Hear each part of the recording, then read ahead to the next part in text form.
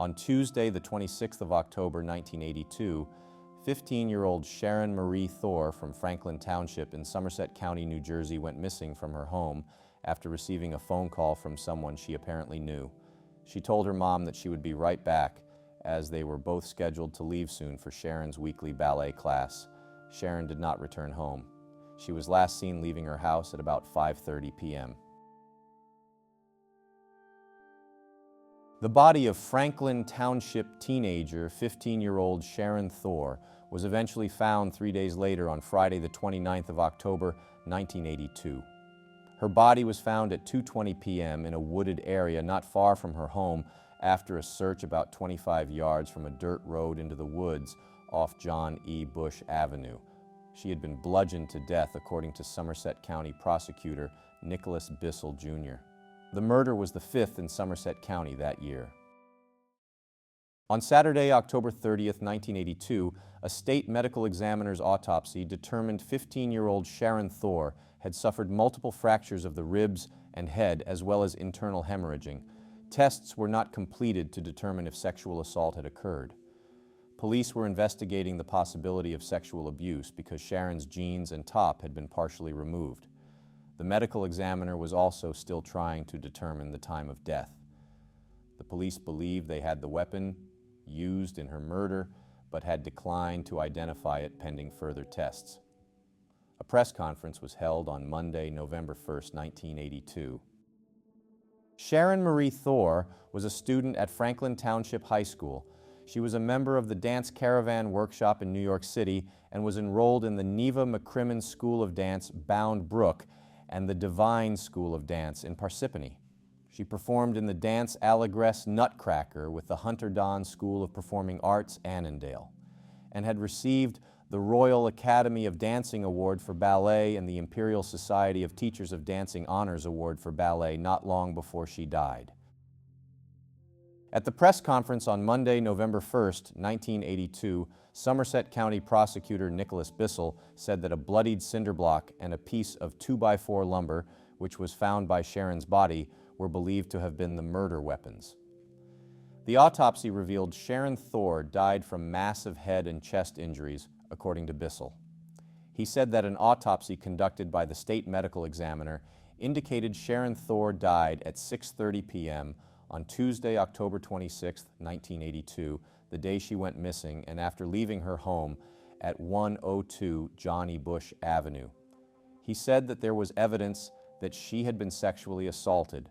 Bissell said that investigators had already questioned more than 35 of Sharon Thor's relatives and friends.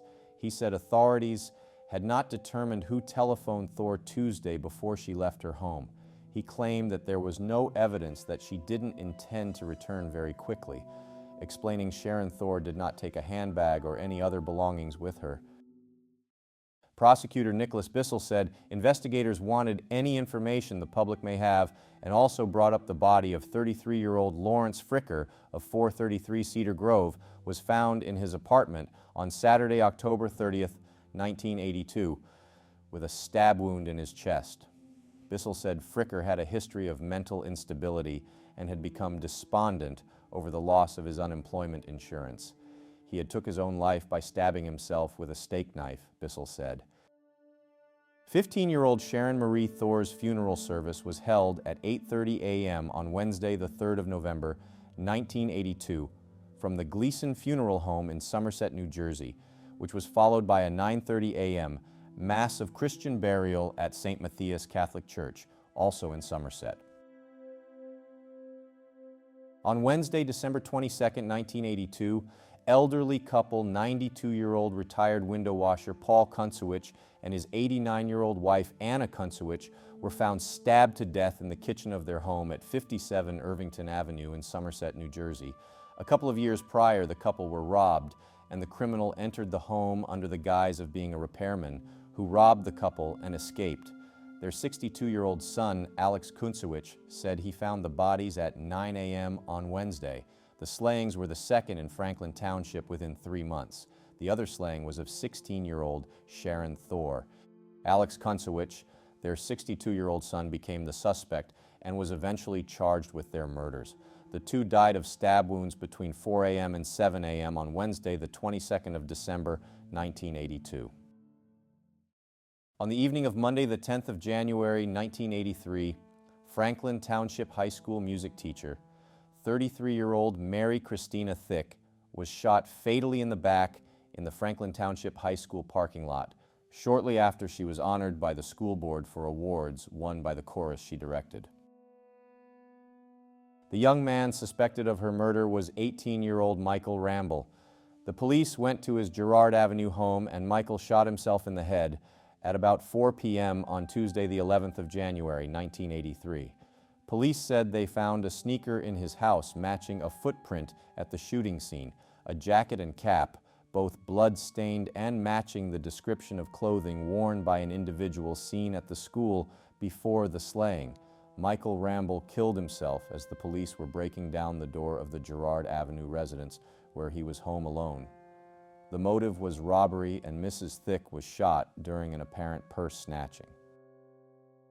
In a Courier News article released on Thursday, the 17th of February, 1983, it was revealed that an old program used in schools called the Helping Hand Program might be revived in Franklin Township due to several recent attacks on students.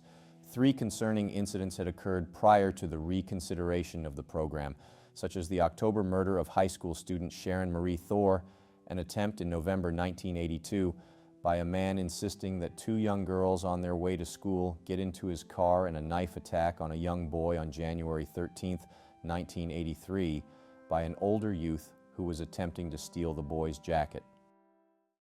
In an article by the Courier News released on the 15th of March, 1986, the mother of Sharon Thor, Sonia Thor, still had hope her daughter's murder would be solved, and that sometimes she thought maybe her daughter's murderer would call her and confess.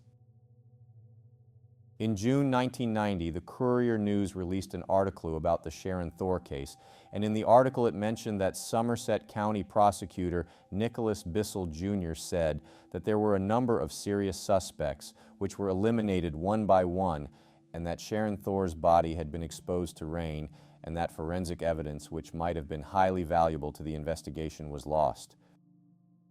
In July 2003, it was revealed by the Courier News that war veteran and convicted killer John J. Corman Jr., who was sentenced to 2 life terms in August 2000 for the murders of 2 Plainfield women, was talked to by investigators in the Sharon Thor case after they acquired a tip.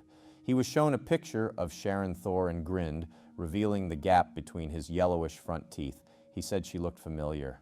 Corman, who had a history of assaulting teenage girls dating back to the early 1970s, denied killing Sharon Thor and said he didn't remember her. He said he can talk free and clear because they got me on what I did. At the start of October 2009, the local news media reported that a breakthrough may be coming in the 1982 cold case. A hearing was meant to have occurred on Wednesday, the 30th of September 2009 at the Somerset County Courthouse concerning new evidence in the case, but Judge Paul Armstrong didn't show up, possibly due to some mix-up. According to a Flemington defense attorney named Sharon Rancevich, who represented a potential suspect in the case, the hearing was about obtaining a DNA sample and a motion to hold her client in investigative custody. She would not name the client she was defending. She said holding someone in investigative custody does not require police to have a standard as high as probable cause.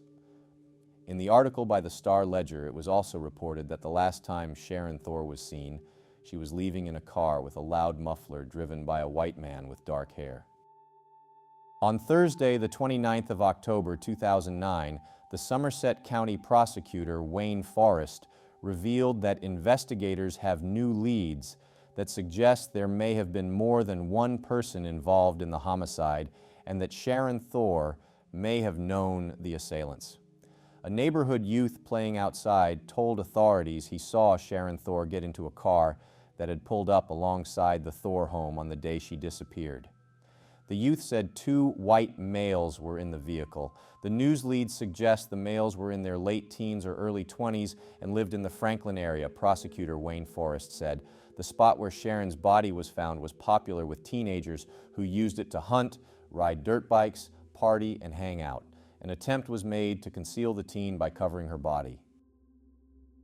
27 years had passed since Sharon Thor was murdered, and in November 2009, the Star-Ledger released an article with a photo of Sonia Thor holding a photo of her daughter Sharon Thor, who was killed days before her 16th birthday. A $5,000 reward was being offered by Crime Stoppers of Somerset County. In October 2019, the mother of Sharon Thor, Sonia Thor, spoke to the Central Jersey Home News Tribune about her daughter and said she believed that two people may have killed her daughter Sharon, and she keeps a pendant with a photo of her only daughter Sharon around her neck, and that she wants justice for her daughter after her case was still unsolved after 37 years. In September 2023, the Franklin Reporter and Advocate released an article claiming that the longest unsolved murder in Somerset County, which was the unsolved murder of 15-year-old Sharon Marie Thor, had taken a new twist. Frank Resta, a local business owner, revealed that her family told him that Sharon's body was exhumed to help the investigation. The investigators did acquire DNA from the crime scene, and that with new advancements in science, there could be a breakthrough. Frank Resta had started a reward fund separate from the Crime Stoppers of Somerset County's $5,000 reward, with $500 for the fund that grew to $4,000, with the help of a friend of Sharon Thor's family combined with additional donations. The murder of 15-year-old Sharon Marie Thor is still unsolved after 42 years. The investigation is still ongoing, and hopefully a real breakthrough can happen in her case, which will finally give a solution to her loved ones.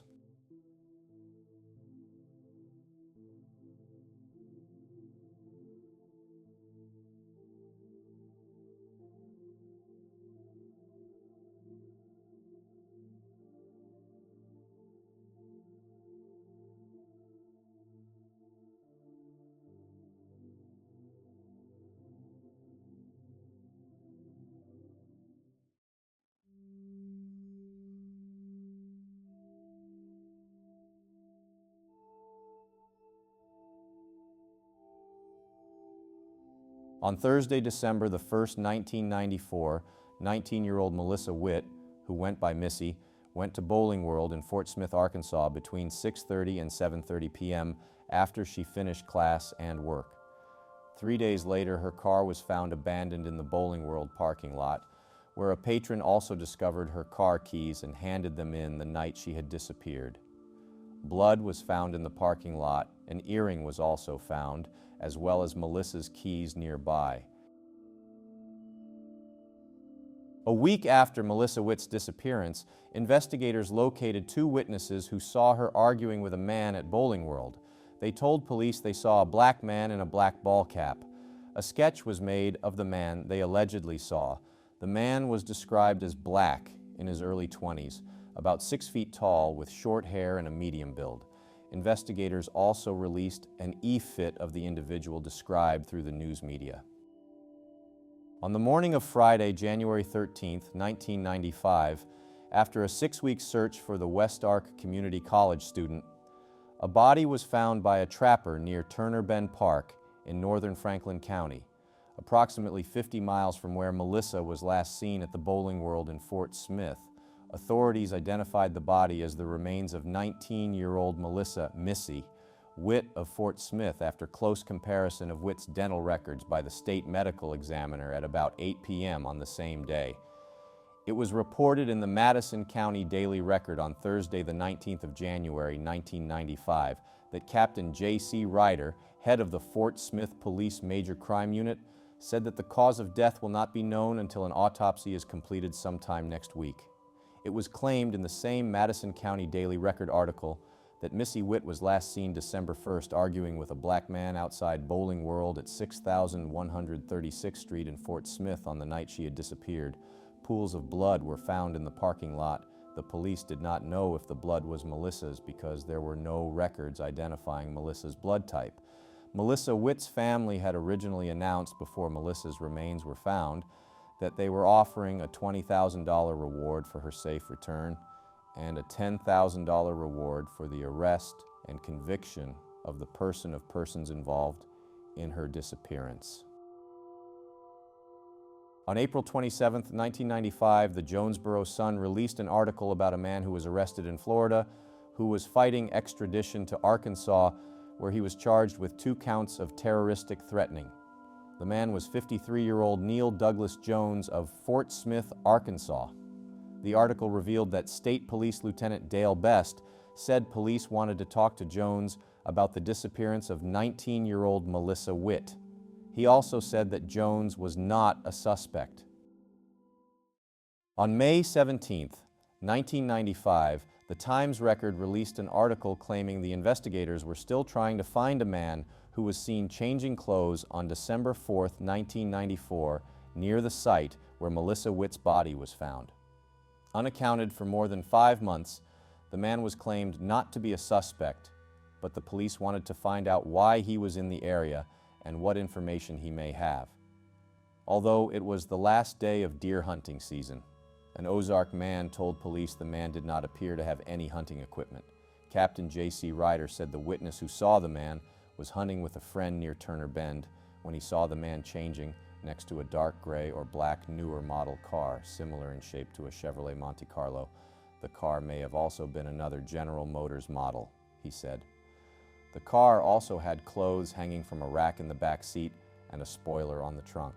Based on the man's recollection, police developed a composite sketch of the man, which was released on Tuesday, May 16, 1995. The man was described as 20 to 30 years of age, 5 feet 11 inches tall, weighing about 180 pounds, with curly blonde hair. In the article, it claimed that recently police questioned a 40-year-old man from Alma, Arkansas named Douglas Logan, who was charged with attempting to kidnap a Fort Smith woman on April 29, 1995. The police searched his car and sent items recovered from it to the state crime lab for testing. Captain J.C. Ryder said results from tests being conducted there were expected as early as next week. On Tuesday, the 13th of June, 1995, 40-year-old Mark Waddle was arrested on a warrant from Washington State and was questioned in relation to the disappearance of 6-year-old Morgan Nick. It was stressed that he was not a suspect at that time. State police spokesman said Waddle was picked up at a job site in Mulberry on a warrant from Washington State that included charges of rape of a minor and sexual abuse of a minor. It was also revealed by State Police Lieutenant Dale Best that Waddle was being questioned about the disappearance of Melissa Witt, who was abducted and killed in late 1994. In April 1996, another man, 36-year-old William Dillard Taylor, was wanted for questioning in relation to the disappearances of Morgan Nick and Melissa Witt. He was also wanted for rape in Sebastian County by law enforcement officers in western Arkansas. In May 1996, a lawsuit was filed by the administrator for the estate of Melissa Ann Witt. It alleged that Bowling World was negligent in not providing better lighting and security at the lot when Witt was abducted on December 1, 1994. It also claimed that Bowling World should have warned the 19-year-old West Stark Community College student that the parking lot could be unsafe for unaccompanied females at night. In May 1998, the Jonesboro Sun reported that authorities might have a suspect in the murder of 19-year-old West Stark Community College student Melissa "Missy" Witt. In the article, it revealed that 2 months ago, police took hair, fiber, and stain samples from a man who may have been driving in the area about the time of Miss Witt's disappearance. The samples were sent to an FBI lab in Virginia. Officers said local authorities will wait until they get the results before trying to find the possible suspect. They said the results may not be available for months. The car belonged to the man's mother at the time of Miss Witt's disappearance. In February 1999, investigators confirmed 27-year-old Larry Ray Swearingen of Willis, Texas, who was indicted on capital murder charges in January, where police believed he abducted 19-year-old Texas college student Melissa Trotter and strangled her body in a remote wooded area in Houston. Captain J.C. Ryder of the Fort Smith Police Department said on Monday, the 8th of February 1999, that the grandparents of Larry Ray Swearingen lived near Clinton, Arkansas, and that he would go and speak to them to find out if he was in the area around the time of Melissa Witt's abduction and murder. Later in the month, Police Captain J.C. Ryder visited Ray and Faye Swearingen. the grandparents of Larry Ray Swearingen, and they said he visited their Clinton home in 1997 and twice in the early 1990s. Larry Ray Swearingen was eventually convicted for the December 1998 abduction, rape, and strangulation of 19-year-old Melissa Trotter on June 29, 2000. The jury just took less than 3 hours to send 28-year-old Larry Ray Swearingen of Willis, Texas, to death row. He was executed in August 2019 by lethal injection at the age of 48. His lawyers had long argued that scientific evidence, including DNA under the victim's fingernails that was not Swearingen's, should have exonerated him, but prosecutors had maintained that the evidence proved he was guilty. They said the DNA could have come from contamination of evidence. In 1998, another man named Travis Dale Crouch was also considered the possible killer of Melissa Witt. Crouch worked as a carpenter at a church camp north of Ozark, near where Melissa Witt's body was found. In March 1998, hair, fiber, and stain samples from a car he drove at the time of her disappearance in 1994 were sent to the FBI. Some results came back, but they were deemed inconclusive. Travis Crouch grew up in the Franklin County area where Witt's body was found.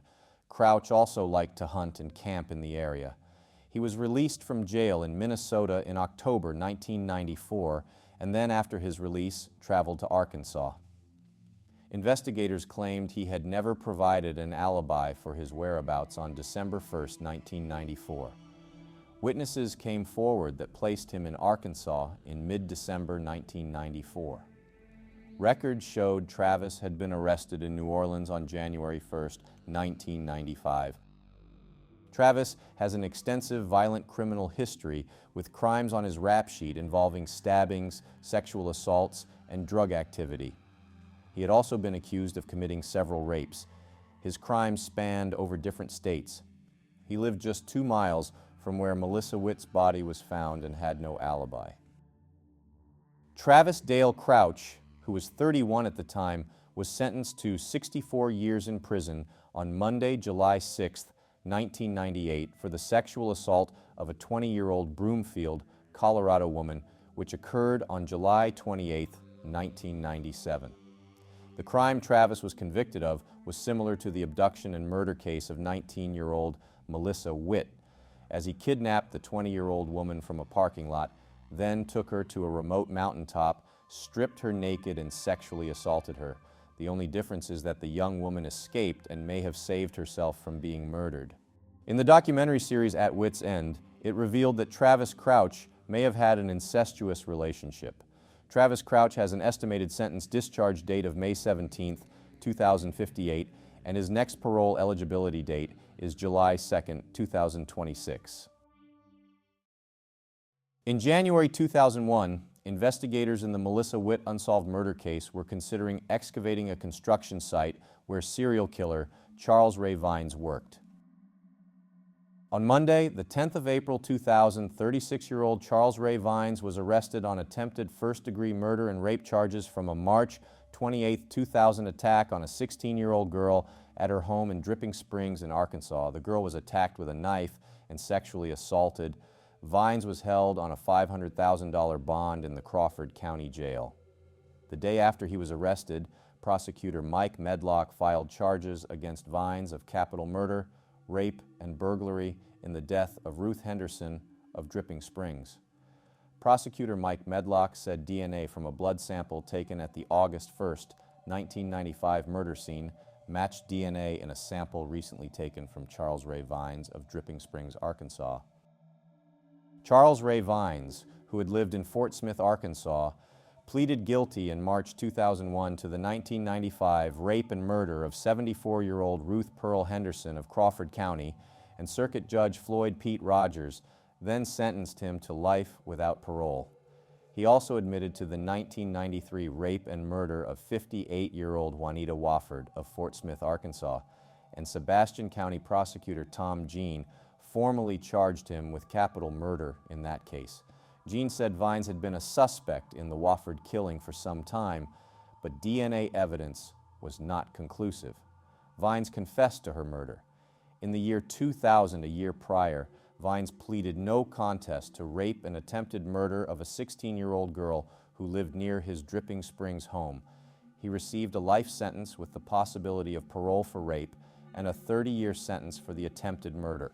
DNA evidence from that case helped investigators link Vines to the other cases.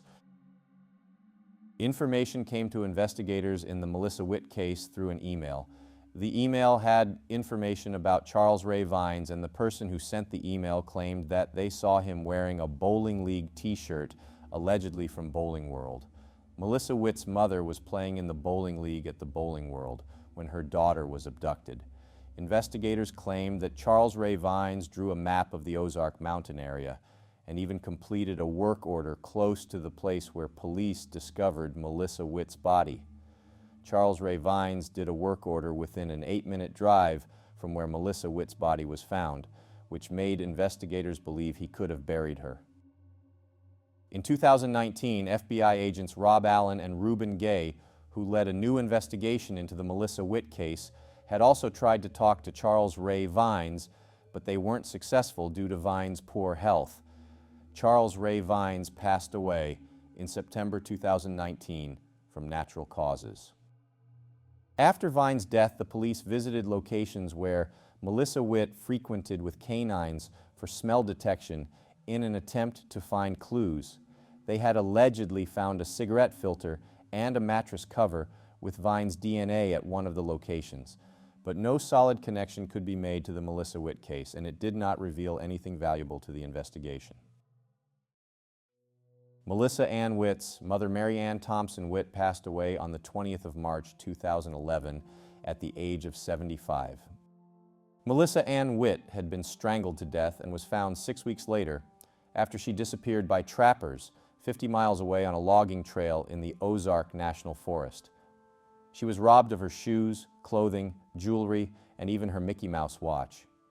Speculation has been around the watch because 2 other females who had been murdered had their Mickey Mouse watches stolen. Larry Swearingen's victim, 19-year-old Melissa Trotter, also had her Mickey Mouse watch taken. 23-year-old Alana Laney Gwinner, who went missing from a Fairfield, Ohio bowling alley in December 1997 and was later found dead the following month, also had her Mickey Mouse watch taken. In April 2024, private investigator and author LaDonna Humphrey told the U.S. Sun that she knows who killed Melissa, but declined to name them, but shared he has a very violent history. She claimed the man's former roommate reached out to her and that the man was supposed to see Melissa the night she disappeared. He also had a Mickey Mouse watch similar to the watch at the time of her death, but it was never recovered. LaDonna Humphrey told the U.S. Sun that he fitted the profile given by the FBI of Melissa's killer and said the man had served prison time. She conceded that there will be no way to prove the watch was Witt's until we get our hands on it, but insisted it was more than a coincidence. The case of 6-year-old Morgan Nick, which was speculated as being possibly connected to Melissa Witt's case, had a major breakthrough 29 years after she disappeared. Morgan Nick went missing from a Little League ballpark in Alma, Arkansas on the 9th of June, 1995. In October 2024, it was revealed at a press conference that a man named Billy Jack Links was linked to her disappearance, and that hair that was connected to Morgan Nick's mother was found in Billy Jack Links' truck. None of the Nick family knew Billy Jack Links and that none of them had ever been in his truck. Links was arrested in 1992 for sexually abusing a young girl, and only 2 months after Morgan Nick was reported missing, he was arrested for attempting to abduct an 11-year-old girl at a Sonic in Van Buren, Arkansas, just 8 miles from the Alma ballpark where Morgan had vanished from. Billy Jack Links died in prison in the year 2000 at the age of 72. Billy Jack Links' son Andrew Links, who was 26 when Morgan disappeared, has also been speculated as being possibly involved because he looks somewhat similar to the sketch of the man who was claimed to have been seen with Morgan Nick and is also a registered sex offender. He was sentenced to 10 years in prison in 2012 at 43 years of age when he broke into a woman's home and raped her in 2011. Prior to this crime, Andrew Links had no criminal history that would point to that type of crime. 19-year-old Melissa Ann Witt's unsolved abduction and murder case is now 30 years old. Despite hundreds of leads and potential suspects which have come up through the investigation, her killer has still evaded justice for their despicable crime. Hopefully, justice will eventually prevail and her tragic murder case can be finally solved.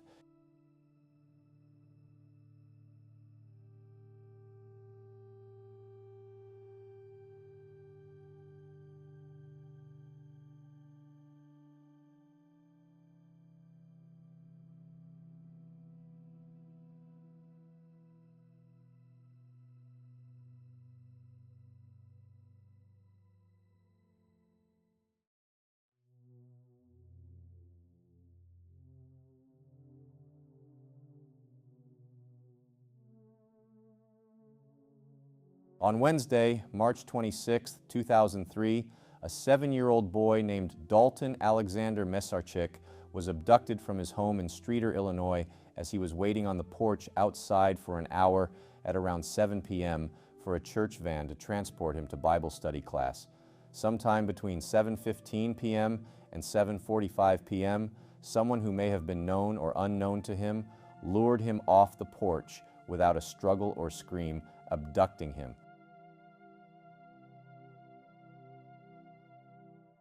On Thursday, March 27, 2003, a day after Dalton was taken from the front porch and reported missing, a fisherman made a tragic discovery in the Vermilion River 5 miles from Dalton's home.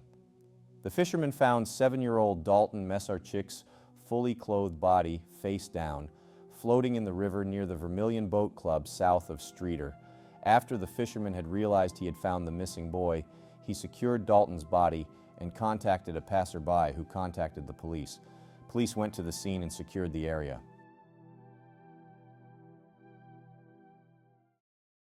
On Saturday, the 29th of March, 2003, a press conference was held at the City of Streator City Hall. Livingston County Sheriff Robert McCarty addressed the media and said that investigators have found new evidence they hope will help crack the case, but there still are no suspects, and no one was in custody in connection with 7-year-old Dalton Mesarchik's abduction and murder. He said police had been trawling the Vermilion River in the general area of where Mesarchik was found and uncovered new evidence that was being analyzed by the Illinois State Police Crime Lab. Authorities wouldn't divulge any information regarding the evidence in the river except to say it exists and that the sweep of the river concluded at 3 p.m. on Friday, the 28th of March, 2003. It was revealed that investigators had received more than 130 leads as of Saturday afternoon. Those leads include descriptions of suspicious vehicles sighted in the Morrell Street area where Dalton lived on the night he disappeared. Streator Police Chief Jeff Anderson said the police had been given van descriptions of other suspicious vehicles in the area. Livingston County Sheriff Robert McCarty asked anyone who may have witnessed mysterious behavior on Morrell Street or in the area around the river where the body was found to call the police. Streator Crime Stoppers were offering cash rewards of up to $1,000 for anonymous tips that lead to the arrest or conviction of criminal suspects. There was also a $1,000 reward being offered by a member of Dalton Mesarchik's extended family. Van's questions were answered, and one was answered in relation to the van Dalton was waiting for to pick him up from the First Church of the Nazarene to pick him up for a weekly Bible study. Pastor Ron McKee said the pickup service was canceled because the van's usual driver was unable to return from a different state in time. It was also revealed police searched up and down the railroad tracks near Bodswick Field and around the Polish National Alliance Hall on Thursday. The search included looking inside a trash bin located outside the building. On Tuesday, April 1, 2003, at 11 a.m., the funeral service occurred for 7-year-old Dalton Alexander Mesarchik at the Elias Funeral Home in Streator, Illinois. The service had a motorcycle-related theme because Dalton loved collecting Harley-Davidson motorcycle memorabilia. Area motorcyclists knew Dalton as Little Dude, a nickname that was incorporated onto a special memorial patch to be created in his honor. Dalton Mesarchik was later buried in Hillcrest Memorial Park in Streator. On Wednesday, the 2nd of April 2003, the results of 7-year-old Dalton Mesarchik's autopsy were released at a Livingston County coroner's inquest. The autopsy results revealed that the cause of Dalton Mesarchik's death was from blunt force trauma to the head as a result of an assault, Deputy Coroner Julie Runyon said at the inquest. It took jurors about 10 minutes to conclude Dalton's death was a homicide during an inquest that lasted about 15 minutes. The boy's body was found March 27, 2003 at the Streator boat dock in Newtown Township by fishermen. The boat dock is about 2 miles south of Streator in Livingston County. The only witness called to testify at the inquest, Captain John Johnson from Livingston County Sheriff's Police, said the Sheriff's Police and several other agencies are investigating Dalton's death as a homicide. 7-year-old Dalton Mesarchik was just 34 days shy of turning 8 when he disappeared. On Thursday, April 10, 2003, the Bloomington Normal, Illinois Pantagraph released an article about a mom charged with child abduction. The mother was Pamela Gordon, who in the article was reported as being charged on April 9th in Livingston County Circuit Court with 3 counts of child abduction, and a warrant for her arrest had been issued. It was reported the police did not issue an Amber Alert. Livingston County Sheriff Bob McCarty said that they were not able to prove or articulate a threat against her 3 children and that she was intending to harm them.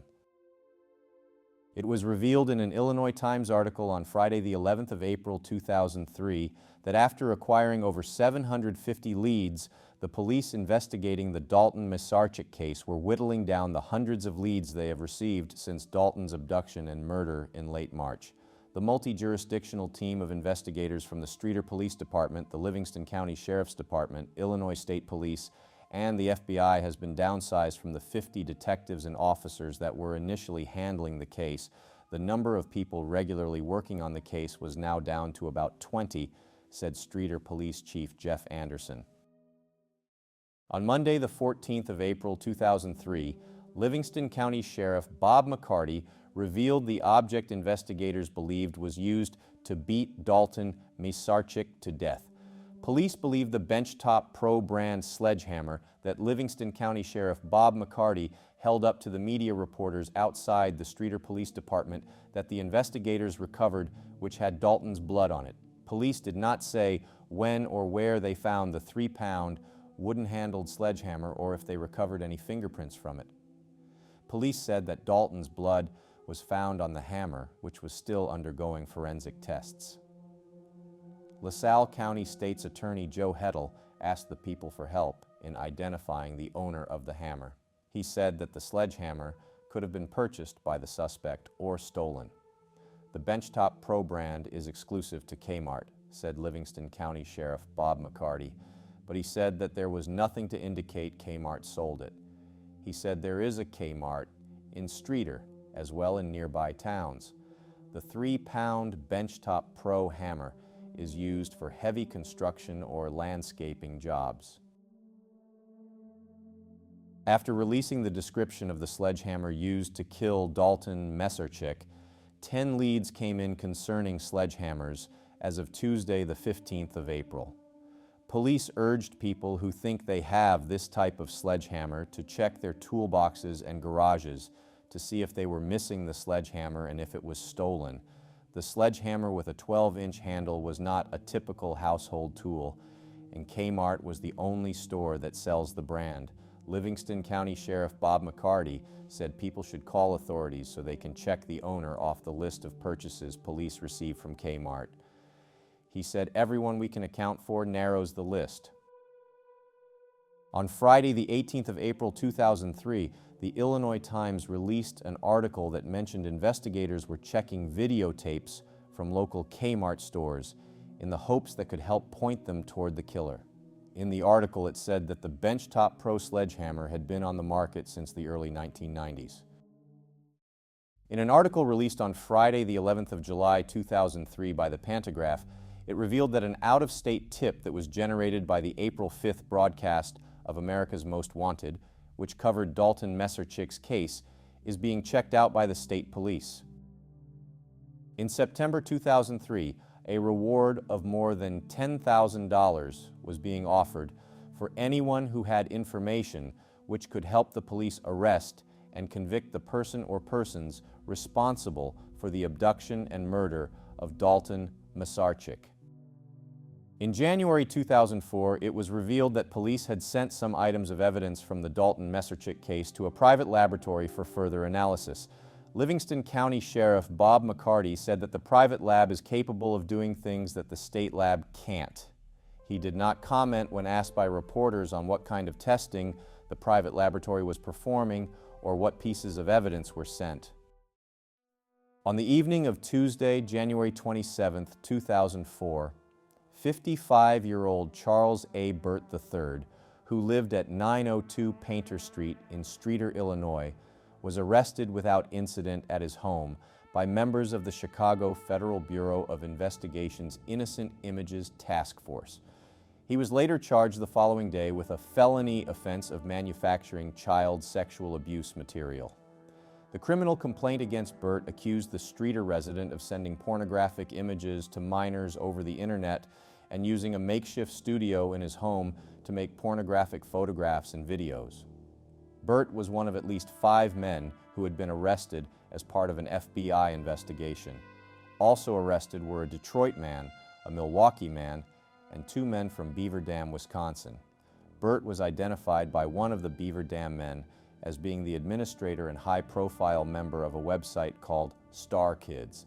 A search warrant was executed at Burt's home on January 23, 2004, at which time investigators discovered Burt in the process of photographing 2 boys ages 7 and 13. The 13-year-old boy reportedly was wearing only basketball shorts in front of an established photo studio with camera, lights, and backdrop cloth. Both kids were taken into protective custody. Police Chief Jeff Anderson said no evidence appears to link Burt from Streator to the Dalton Mesarchik case. He said local registered sex offenders were among those interviewed during the initial stages of the investigation, and even though no evidence links Burt to the Mesarchik case, the angle would be pursued by investigators. On Sunday, March 28, 2004, Illinois State Police Master Sergeant Richard Roderick talked to the media during a press conference regarding the formation of a new task force aimed at catching Dalton Mesarchik's killer. He said that police have a suspect and that the physical evidence recovered during the initial investigation a year ago was sent to a more advanced crime lab about 6 months ago, leading to a break in the case. He said additional evidence has been identified that is allowing our investigation to move forward. He said the evidence that was returned to the investigators had helped refine the search. The outside crime lab used more sophisticated equipment to further examine the evidence and returned the results to police 2 weeks ago, Roderick said. The police did not divulge at the press conference what type of evidence they had in their possession, be it DNA-based, a fingerprint, or something else. On Thursday, April 15, 2004, the reward was raised to $50,000 after the Livingston County Board voted 18-3 to add $39,000 to the reward, bringing the total to $50,000. That same day, the task force dedicated to finding the killer arrested 6 Streator residents during a warrant sweep, though those people were not picked up on charges relating to the murder case. At a press conference at 2 p.m. on Friday the 16th of April 2004, it was revealed that the Dalton Mesarchik Homicide Task Force had narrowed the investigation down to what they were calling people of interest. A large part of the puzzle had been completed, Illinois State Police Master Sergeant Richard Roderick said. On Sunday the 6th of June 2004, 3-year-old Riley Fox's body was found in a creek about 4 miles from her Wilmington home, just hours after she was reported missing. Her murder was not believed to be related to the Dalton Mesarchik case, though investigators in both cases shared the information nonetheless. Will County Sheriff's Deputy Pat Barry, spokesman for the Fox investigation, said, "While similarities exist between the 2 cases, investigators in the Fox case have developed leads pointing toward that murder being an unrelated event." 3-year-old Riley Fox's murder was later solved after her father was initially charged based on a coerced confession. He spent 8 months in jail before being cleared by DNA evidence showing that Scott Eby had committed the crime. Scott Eby was later charged on 5 counts of first-degree murder and 1 count of predatory sexual assault after DNA evidence linked him to Riley. At the time he was charged, Eby was serving 2 consecutive 7-year sentences for other crimes. In April 2005, Pekin-based author, screenwriter, and former detective Jim Conover, who had worked on 35 murder cases, including a killer who murdered a number of boys in the 1970s across the Midwest, brought his experience to bear in looking at the unsolved March 2003 murder of 7-year-old Dalton Mesarchik of Streator.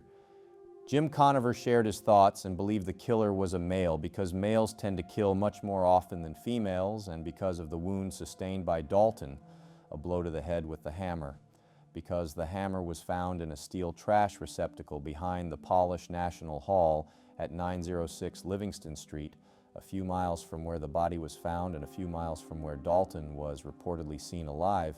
Conover thinks the murder was a new experience for the killer. Jim Conover said it shows the killer was not thinking clearly and that it was their first murder and they just thought they had to get rid of the weapon quick. He said the dumpster was not the best place. Conover further believed that the killer was a person close to Dalton and was familiar with Streator, doubting that a stranger is responsible. Authorities never said whether Dalton was molested, but a source familiar with the case said Dalton was not molested. That point, if true, somewhat reinforces Conover's suspicions the killer was not a random stranger, and perhaps the boy was killed in a rage by someone he knew rather than for sexual reasons. Conover said he wished he could have helped with the case from the very start. Conover had not been privy to police investigation information. In an Illinois Times article which was released on Wednesday, the 27th of April 2005, it was revealed that according to Sergeant Greg Lindemulder of State Police District 6 in Pontiac, that there was a suspect in the Dalton Mesarchik case, and that evidence points investigators to the suspect, but one link is missing that would tie everything together. In a 2nd of May 2005 Illinois Times article, it was revealed that the person of interest revealed in late April 2005 was one of 2 primary leads. Livingston County Sheriff Bob McCarty said the person of interest in the case was not a suspect, but possibly could know something about the murder. He emphasized that the revealing of a new person of interest does not mean they're a suspect in the case. On Friday, the 19th of January 2007, the Pantagraph released an article claiming the Livingston County authorities may look to see if a Missouri man suspected of kidnapping 2 boys had any connection to an unsolved murder in the county. Livingston County Sheriff Bob McCarty said the department will look to see if 41-year-old Michael J. Devlin of Kirkwood, Missouri could have ties to the 2003 murder of 7-year-old Dalton Mesarchik. We will consider any and all leads, McCarty said, and that we will look at a timeline to see if Michael J. Devlin had any ties to the Streator area in 2003. McCarty said Devlin's actions in the Missouri cases are different from those seen in the Mesarchik case. The boys in the Missouri case were detained but not killed. It was later revealed in 2007 that no connection was made between Devlin and the Mesarchik case. In March 2009, a man was sending letters to Streator area residents, businesses, and government offices claiming to have information on the unsolved 2003 kidnapping and slaying of Dalton Mesarchik. The author of the signed letter sent around was interviewed in March 2009. On Thursday, the 8th of July 2010, the Illinois State Police said that copies of the letter were randomly mailed again in the week. It was also revealed that the copies of the letter had included information about other crimes in Illinois and other states. Police planned to speak to the letter writer again. Police did not release any information about the contents of the letter, but asked anyone who received the letter to handle it as little as possible and relay it to local law enforcement. On the 26th of March 2014, on the 11th anniversary of the homicide, Acting State Police Commander Greg Lindemulder said Dalton's unsolved murder would be solved. Dalton's mother, Michelle Mesarchik, said she believes she knows who killed her son, but would not give any details about who she regards as the killer. Michelle Mesarchik said she moved from the area where Dalton was abducted and murdered after she was stalked and confronted by a woman for several years after the murder. In March 2015, one of Dalton's sister's 25-year-old Dina Mesarchik went on the Steve Wilkos show to take a lie detector to quash any rumors of her involvement in Dalton's death. The episode was broadcast in June 2015. Dalton's sister Dina, who was 13 at the time of his disappearance, was also supposed to be attending the same Bible study Dalton was going to on March 26, 2003, and was home at the time Dalton was waiting to be picked up, but decided at the last minute to walk to her friends and be picked up by the same church bus there. She called from her friend's house and told Michelle that the van was running late but was still coming, so she was going to wait a little longer, and Michelle Mesarchik relayed the information to Dalton. The van never arrived. Deanna called and asked where he was at 7:45 p.m., and that's when Michelle found out Dalton was missing. An Amber Alert was put out 3 hours after he was reported missing on Wednesday, March 26, 2003. Dalton was last seen alive at about 7:15 p.m. that day. Deanna's mother, Michelle Mesarchik, wanted to clear her name. Michelle Mesarchik revealed she and her former husband, George Scott, who was changing their baby boy Dakota's diaper at the time Dalton disappeared, were cleared by polygraph tests years ago. In an August 2023 interview conducted by CBS's 2's Chris Ty, Dalton's mother, Michelle Mesarchik, and her daughter, Danielle, alluded to the interviewer that they may have an idea who the possible perpetrator was, and that person hated Michelle Mesarchik, but didn't want to go further with any more speculation surrounding that possibility. 21 years and 8 months have passed since 7-year-old Dalton Mesarchik was abducted and murdered. Different investigative paths and numerous leads have come up over the years, with investigators revealing they had a suspect at one point, but nobody has been charged for the heinous crime.